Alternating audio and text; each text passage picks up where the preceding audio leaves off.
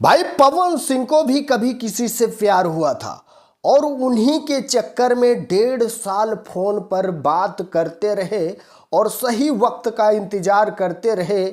जब सही वक्त मिलेगा तब मैं प्रपोज कर दूंगा।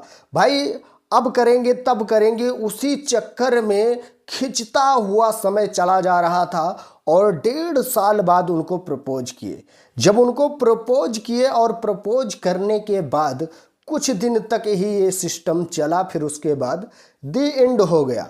तो भाई पावर स्टार पवन सिंह का कहना है कि अगर मैं किसी से प्यार कर रहा हूं तो उसको भी मुझे समझना चाहिए। जब दोनों लोग आपस में समझेंगे तभी ये चीज़ें जो है ज़्यादा दिन तक चलेंगी।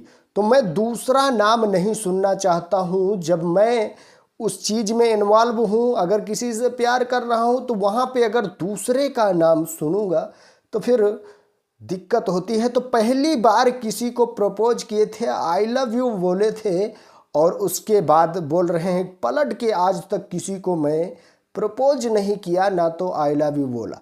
भाई अक्षरा सिंह से इनका रिलेशन चल रहा था और उन्हीं की बात बता रहे हैं कि 1.5 साल तक हम दोनों ने सिर्फ फ़ोन पर बात की और बात करते करते फिर उनको प्रपोज किया 1.5 साल बाद।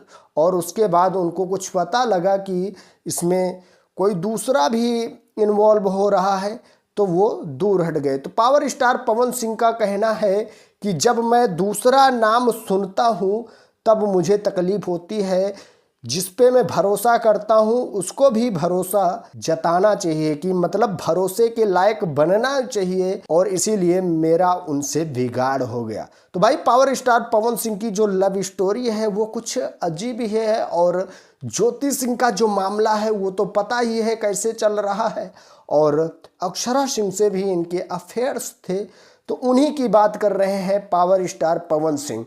तो बोल रहे हैं कि अब तो जो था वो सब खत्म हो गया और अब कोई आशा उम्मीद नहीं है, अब किसी को कभी प्रपोज नहीं करना है, बस अपना काम करना है और मौज से जीना है। तो भाई पावर स्टार पवन सिंह को भी कभी किसी से प्यार हुआ था पर भरोसे लायक नहीं निकला प्यार, इसीलिए वो छोड़ दिए, उनका कहना है। तो आप लोग क्या कहना चाहेंगे एक बार कमेंट में अपनी राय जरूर दें। सो अपडेट थी, मैं सुमित सिंह, आप देख रहे हैं दोस्त की टेक 0.2।